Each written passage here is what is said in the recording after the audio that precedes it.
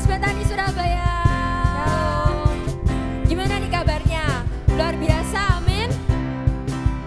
Aku percaya kita semua di sini rindu untuk melakukan kehendak dan firman Tuhan. Oleh karena itu, mari kita pujikan sama-sama pujian ini.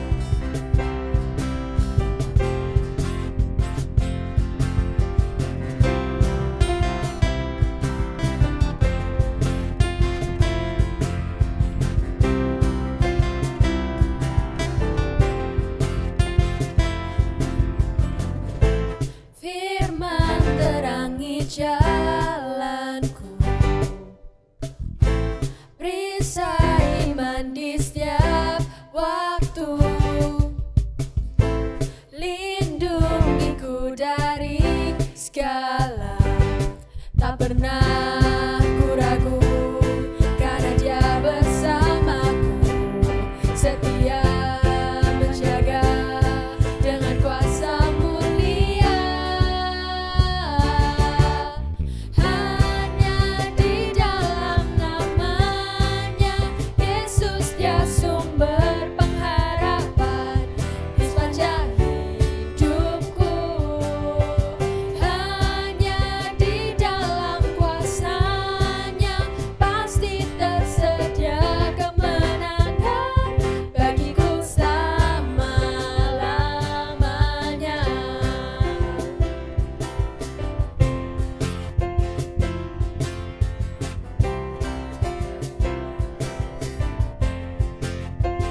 Kebenaran yang bebaskan, kebenaran yang bebaskan,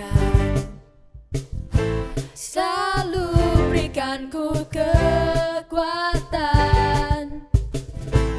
hadapi segala tantangan, tak pernah ku ragu, karena Dia bersamaku, setia menjaga dengan kuasa mulia.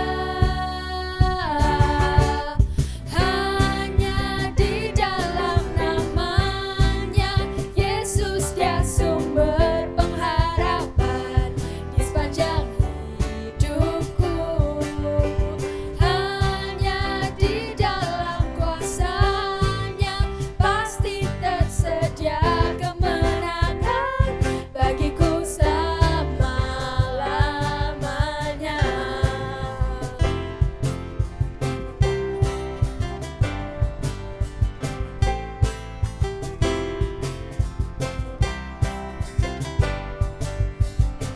Dalam namanya ada pengharapan, dalam kuasa-Nya kemenangan. Sekali lagi, dalam namanya ada pengharapan, dalam kuasa-Nya kemenangan. Hanya di dalam namanya Yesus, Dia sumber pengharapan di sepanjang hidupku. Hanya di dalam kuasa-Nya pasti tersedia kemenangan bagiku selamanya.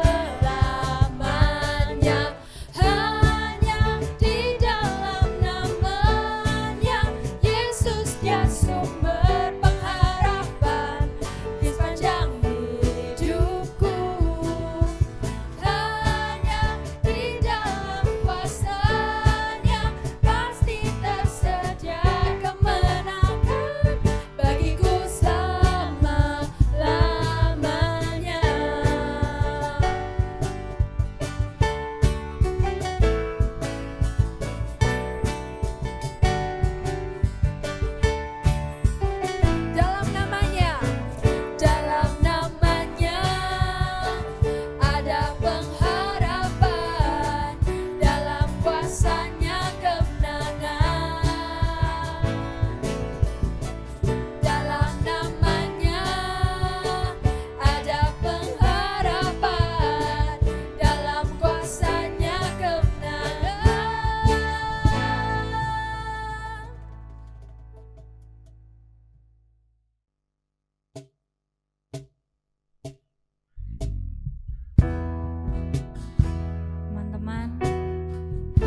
mau sama-sama berserah kepada Tuhan. Kita mau sama-sama menyerahkan seluruh kehidupan kita, menyembah Tuhan, untuk memuji Tuhan. Kita mau sama-sama menjadi dampak untuk kehidupan orang lain, dan mau nantiasa menjadi pelaku-pelaku firman Tuhan sampai akhir hidup kita.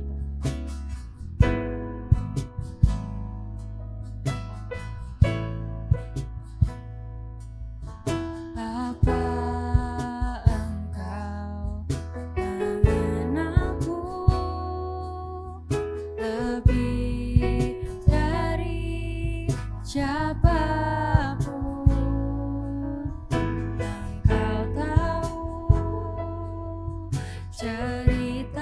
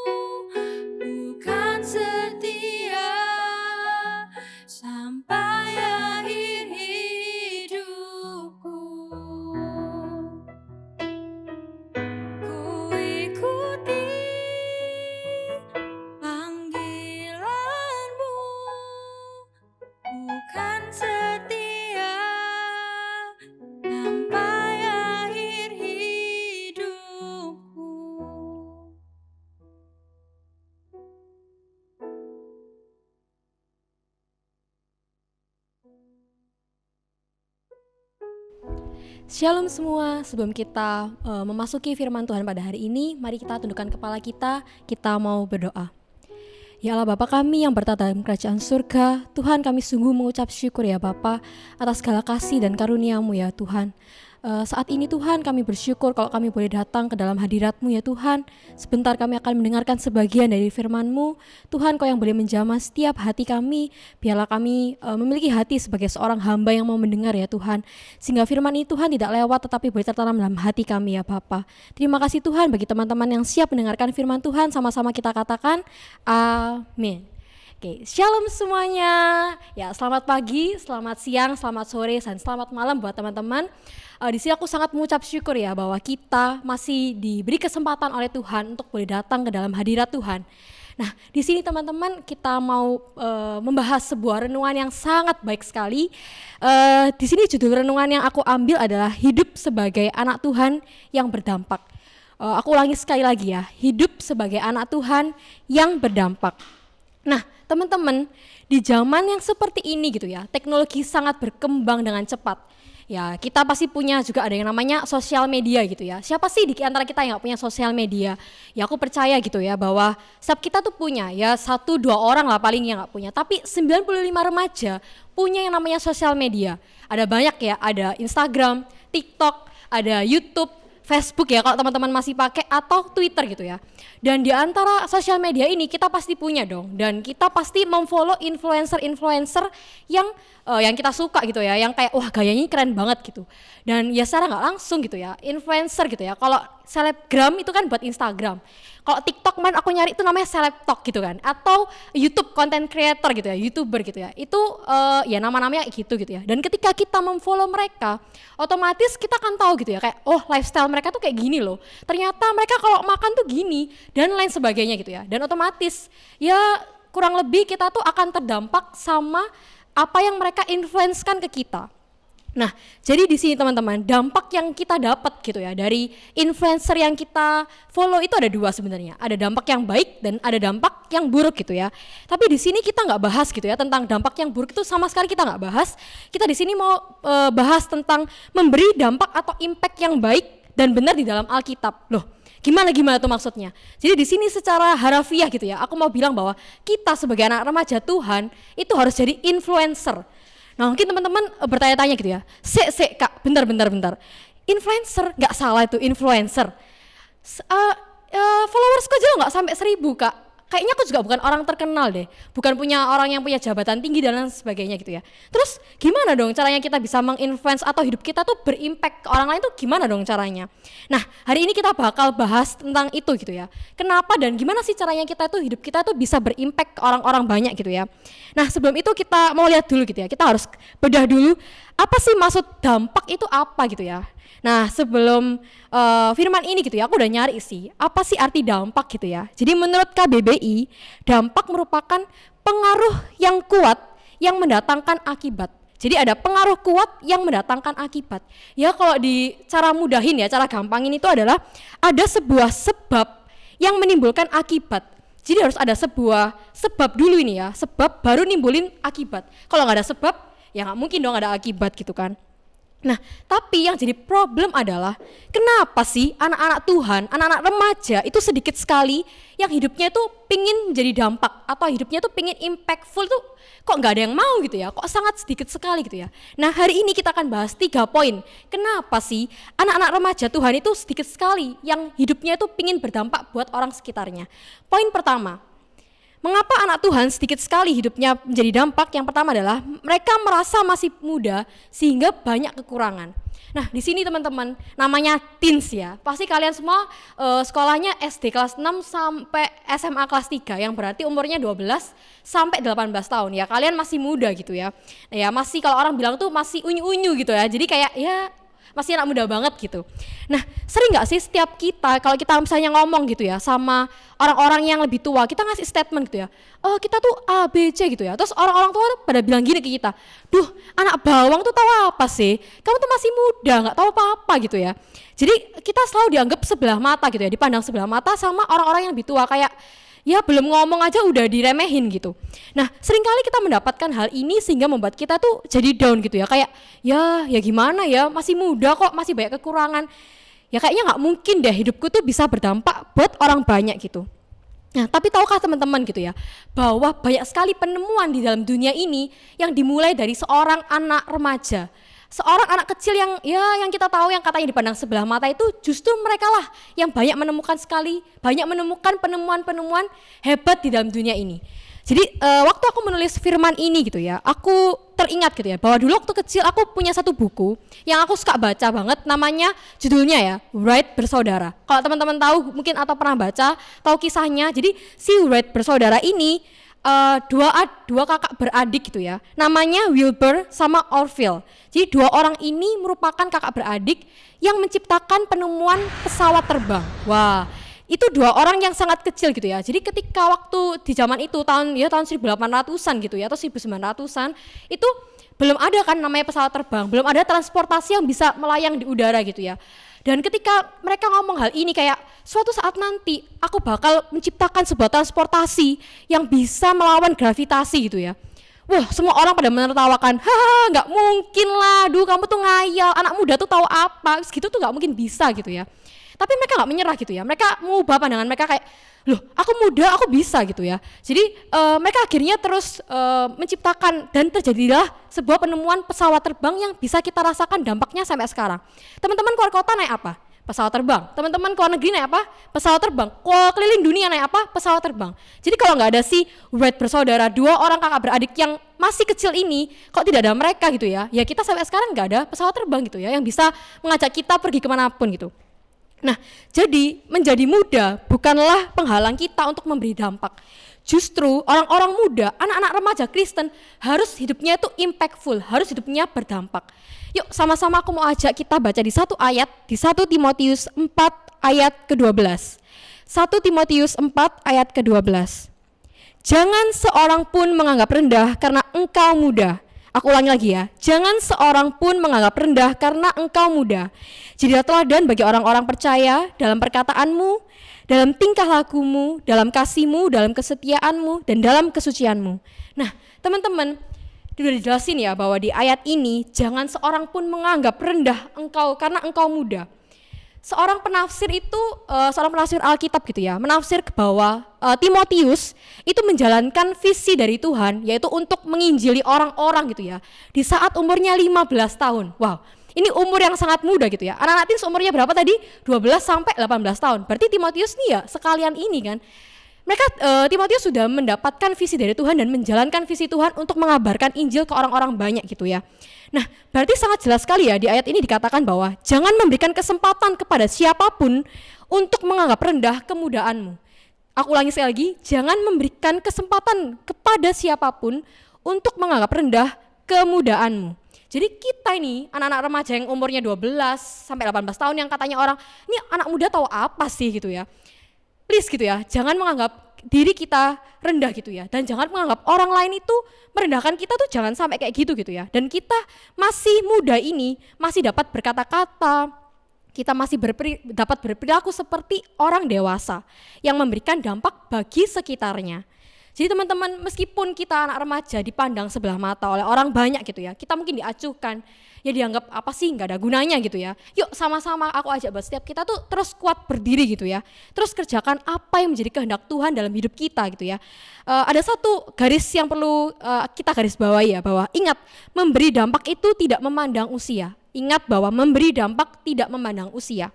So next, di poin kedua, apa sih mengapa anak-anak Tuhan sedikit sekali yang mau gitu ya hidupnya itu untuk berdampak gitu ya. Di poin kedua yaitu minder, takut dianggap sok rohani. Nah, siapa yang pernah ngerasain hal ini?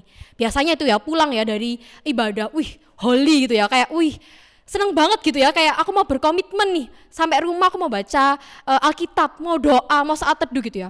Pas udah anak-anak baca gitu ya, tiba-tiba orang tua datang, mama klik gitu ya, buka pintu terus, lah ngapain nih orang? Kok tiba-tiba baca Alkitab, tiba-tiba saat teduh, kesambet setan apa gitu ya. Banyak kan yang kita alami hal kayak gitu ya. Dan mungkin itu teman-teman alamin, atau misalnya di sekolah gitu ya. Misalnya teman-teman ditawari gitu ya, ayo nyontek yuk, gampang wis kita kerja sama gitu ya. Terus teman-teman tiba-tiba bilang, enggak deh, aku nggak nyontek, kali ini aku mau ngerjain sendiri. Wah, langsung temennya heboh ya. Ih, rohani banget sih kamu ya, salah makan ya jangan-jangan gitu ya. Sering kita mendapatkan hal ini ya, bukan teman-teman aja gitu ya. Tapi aku pun pernah mengalami hal ini gitu ya. Kalau boleh bilang gitu ya, sedikit sharing waktu aku dulu memutuskan untuk hidupku tuh berubah gitu ya. Aku mau baca Alkitab setiap hari, mau berdoa gitu ya. Ya mungkin saat itu gitu ya, itu aku mendapatkan juga perilaku dari keluarga aku gitu ya. Kayak, wih, kok berubah banget nih tiba-tiba ya, salah makan jangan-jangan gitu. Tapi di situ aku mengambil komitmen bahwa aku tetap mau berubah, tetap mau hidupku tuh menjadi dampak gitu ya. Nah, jadi teman-teman teens gitu ya, justru hal ini tuh harus kita pertahankan. Mungkin kita akan ngerasa malu, mungkin kita diejek-ejek, mungkin ngerasa, loh kamu kok dibilangin sok rohani lah, ya dikira ngapain gitu ya. Nah, tapi nggak apa-apa gitu ya, kita harus pertahankan hal itu. Kenapa sih? Ya karena kita diutus sebagai anak-anak Tuhan. Kalau minggu lalu kita udah belajar apa? Menjadi garam dan terang dunia gitu ya.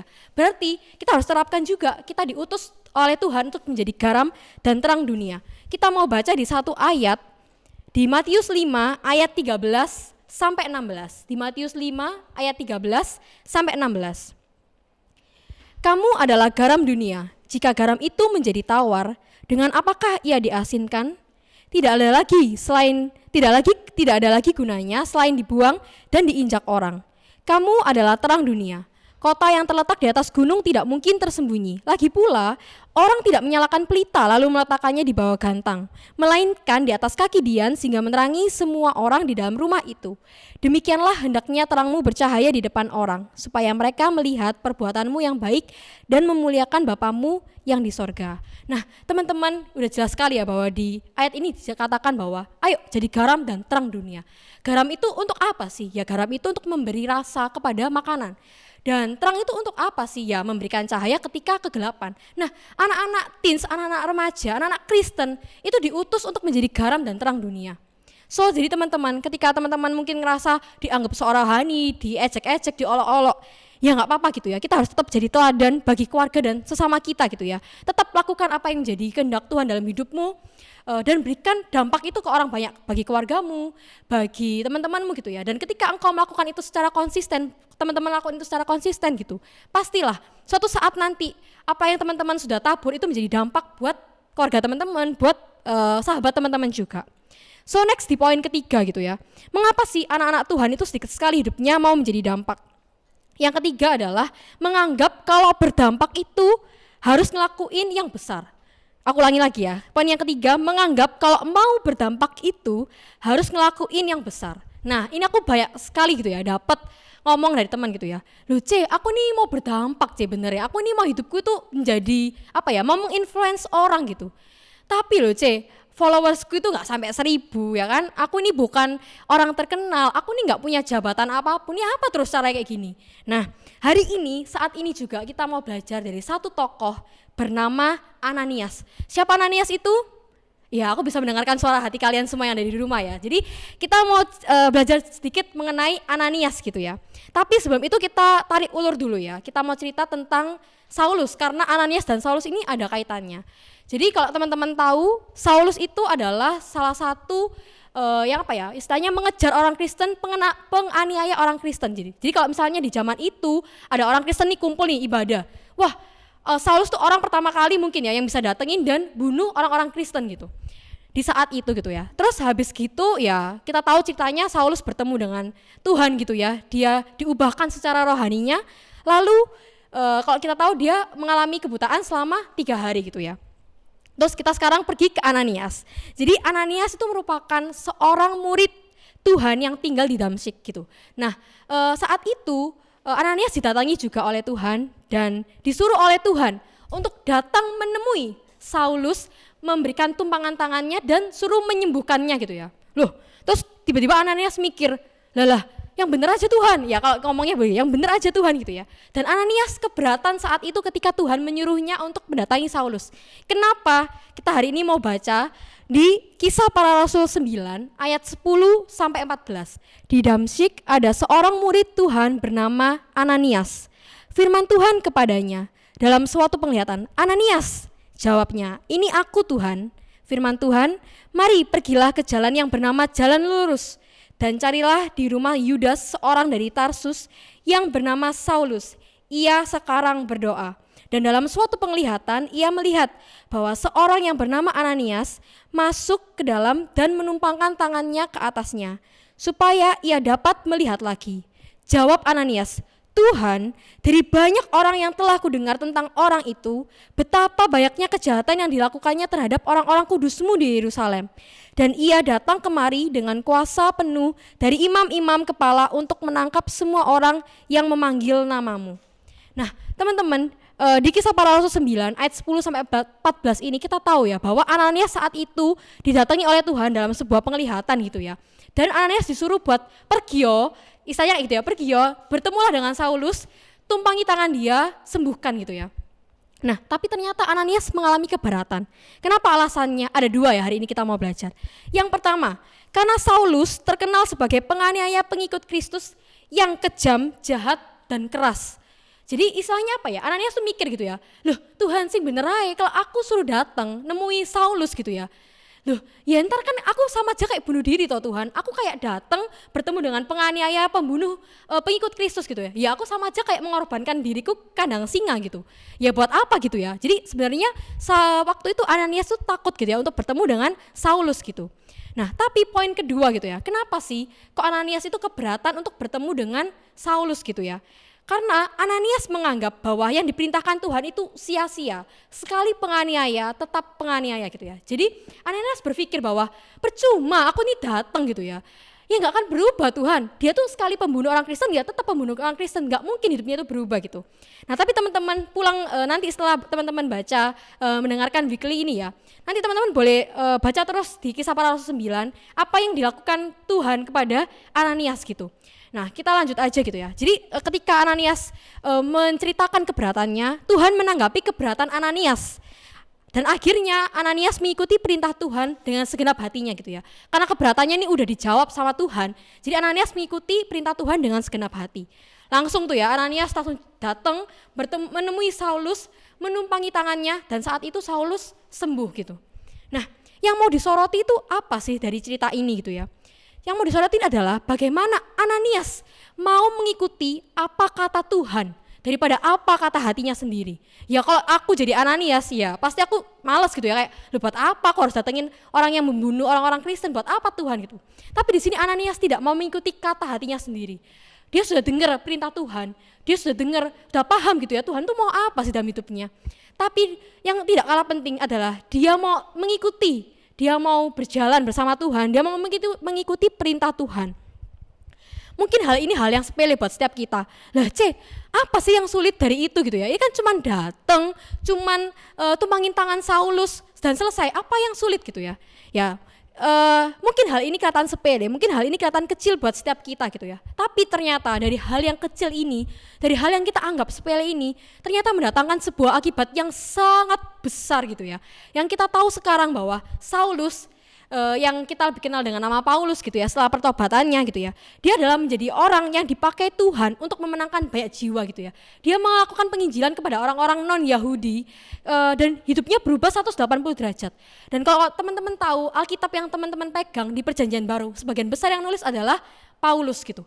Jadi kalau kita melihat gitu ya, bahwa ternyata ketika kita melakukan hal yang kecil, yang kelihatannya orang anggap itu sepele gitu ya, cuman datangi, cuman tumpang tangan dan sembuh gitu ya. Tapi ternyata kalau kita kalau Ananias tidak melakukan hal itu gitu ya, Saulus tidak bisa sembuh dan dia tidak bisa melakukan pekerjaan dari Tuhan gitu. Nah teman-teman gitu ya, di sini kita mau narik kesimpulan gitu ya, bahwa Tuhan itu nggak minta yang aneh-aneh dari kalian. Tuhan nggak minta, kamu harus lakuin A, B, C, lakuin hal-hal besar tuh tidak gitu ya. Tapi lakukan hal-hal kecil yang memang Tuhan tuh suruh buat setiap kita gitu. Apa sih hal kecilnya gitu ya? Gampang gitu ya teman-teman, dengan membaca Alkitab, menolak saat diajak mencontek gitu ya, tidak berbohong, hormat kepada orang tua gitu ya, bersaat teduh setiap hari, ramah terhadap teman-teman, peduli dan lain sebagainya. Itu tuh merupakan hal-hal kecil yang bisa kita lakukan dan itu tuh akan menjadikan dampak buat teman-teman kita yang lain, buat keluarga kita gitu. Nah, dari 3 poin yang sudah aku bahas hari ini gitu ya, yang sudah kita pelajari gitu ya, mungkin kita pernah mengalami salah satu di antara ketiganya atau salah 2, bahkan ketiga-tiganya kita pernah mengalami gitu.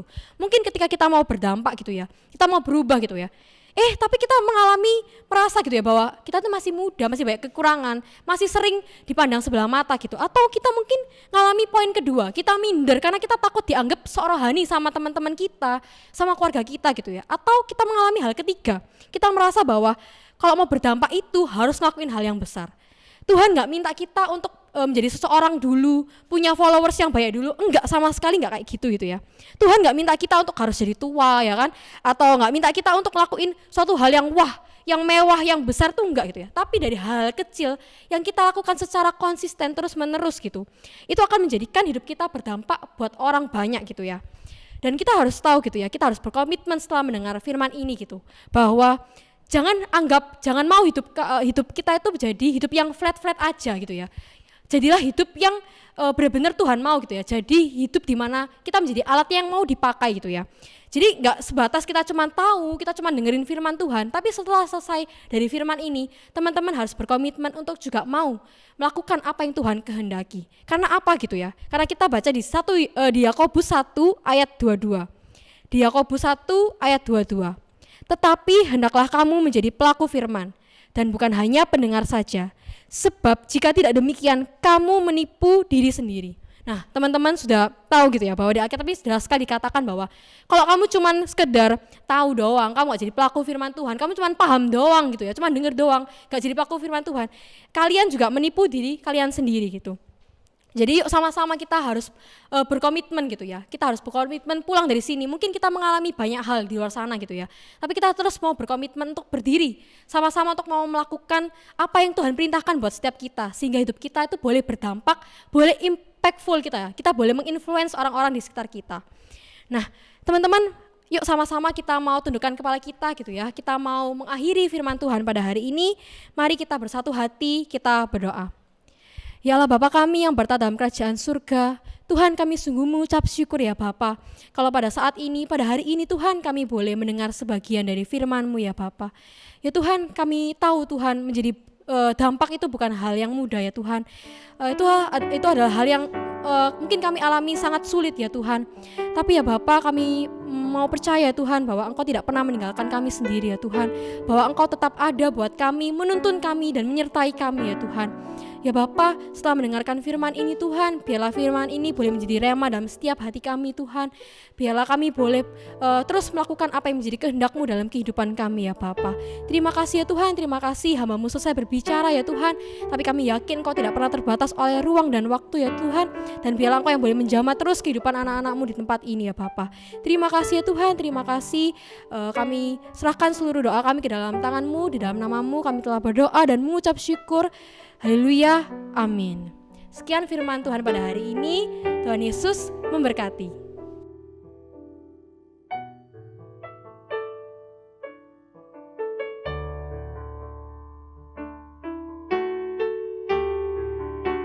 Sebab aku ini milik-Mu, aku di dalam hati-Mu, kasih setia-Mu yang menghidupkan aku.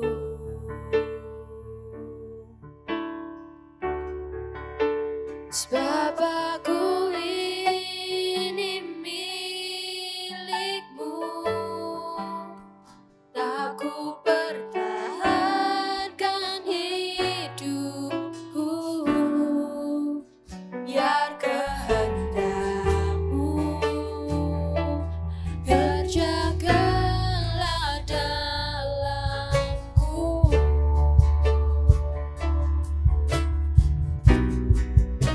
Sebab aku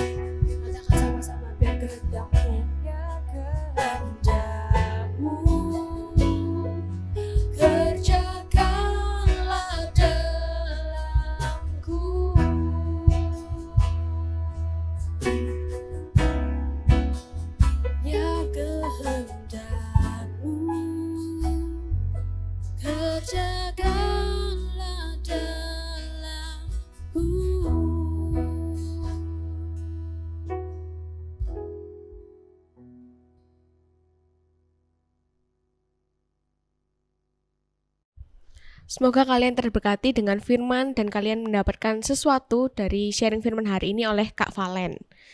Oke, sama-sama kita tutup doa berkat. Mari kita buka kedua tangan kita. Jemaat yang dikasihi Tuhan, terimalah anugerah rahmat dari Allah Bapa, kasih-Nya dalam Yesus, kekuatan kuasa-Nya dalam Roh-Nya yang kudus, untuk terus menyertai, membimbing, menaungi, memberkati setiap kita sepanjang hari ini, hingga Maranatha Yesus datang, bahkan sampai selama-lamanya. Di dalam nama Tuhan Yesus, semua yang percaya sama-sama kita berkata, Amin. Happy Sunday, see you next week.